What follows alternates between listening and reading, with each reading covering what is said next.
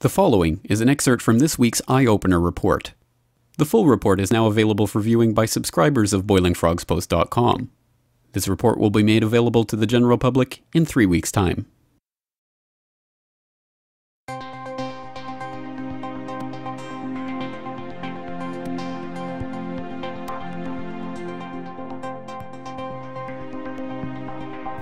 Welcome. This is James Corbett of CorbettReport.com with your Eye-Opener report for BoilingFrogsPost.com. Google Inc. is back in the news this week with a fresh round of headlines about the search giant and government censorship. Ironically, though perhaps not surprisingly for the corporate media, the stories are not about Google's admitted but classified relationship with government agencies like the NSA, though. Instead, they portray the internet company as a protagonist, sticking up for users' privacy rights against governments that are increasingly interested in blocking, scrubbing, or banning links, search results, and online videos that those governments want to suppress. Under headlines like Google reports alarming rise in government censorship requests and Google sees surge in censorship demands, writers for mainstream publications are dutifully outlining the results of a new Google Inc. transparency report detailing precisely how many times they have been petitioned by governments around the world to censor, block, or scrub material that they find unlawful or objectionable. The report outlines, for instance, that the US government made 6,192 separate requests for Google to remove information from its services in the latter half of 2011, up from 757 requests in the first half of that year. Other reports highlight government requests for Google to remove videos from YouTube, including the Thai government's request to remove access to hundreds of videos insulting the king, which Google complied with, and Canada's request to remove a video of a Canadian flushing his passport down the toilet, which Google did not comply with. The report makes clear that governments are increasingly turning to Google to expunge information that they don't like, or at least access to that information, from the internet. As a PR exercise, Google's latest report is brilliantly executed and timed, deflecting some of the negative press that the company has received in recent weeks over the ongoing Street View debacle, even as it allows news outlets to portray the company as a valiant defender of users' privacy against increasingly invasive governments.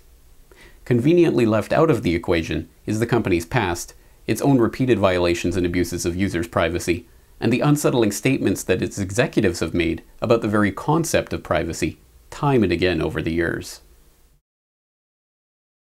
South Korean police raided Google's Seoul office this week to investigate whether Google has been illegally gathering data on internet users. Google is already facing an investigation over similar actions in the U.S. All right, Scott, did Google know that their Street View Wi-Fi trucks, the ones that were going around neighborhoods mapping areas, were actually collecting personal information, emails, bank account numbers, all kinds of passwords? Yes, they did. The FCC investigation pointed out that from the beginning it was written into the design document. It was in the design document for 4 years. Multiple engineers knew and at least one senior manager knew. So Google knew exactly what they were doing. They hired one of the best war driving or Wi-Fi folks in the country to do this. This year, America's regulator, a very powerful regulator, the FCC, investigated, imposed a big fine on Google, but also got them to admit that senior managers had known about this, that it hadn't been just one rogue engineer who had known about it, that there was wider knowledge about it in the company. And that has forced Britain's regulator to go back in, and today they've sent this letter to Google saying, listen, we want to know far more about what you collected in the UK and who knew what. Most iPhone and iPad users access the internet through Apple's Safari browser, which automatically sets up a barrier to keep out tracking programs from third-party advertisers. Google found a way to secretly get through that barrier, letting the advertisers flow in and tracking information flow out. People are treating Google like their most trusted friend. Should they be? Well, I think judgment matters. Eric Schmidt is Google's CEO. If you have something that you don't want anyone to know, maybe you shouldn't be doing it in the first place. There's what I call the creepy line And the Google policy about a lot of these things is to get right up to the creepy line but not cross it. I would argue that implanting things in your brain is beyond the creepy line. Mine in particular. Yes, at least for the moment, until the technology gets better. You've been watching an excerpt of this week's Eye Opener report. To continue watching the report, please log into boilingfrogspost.com.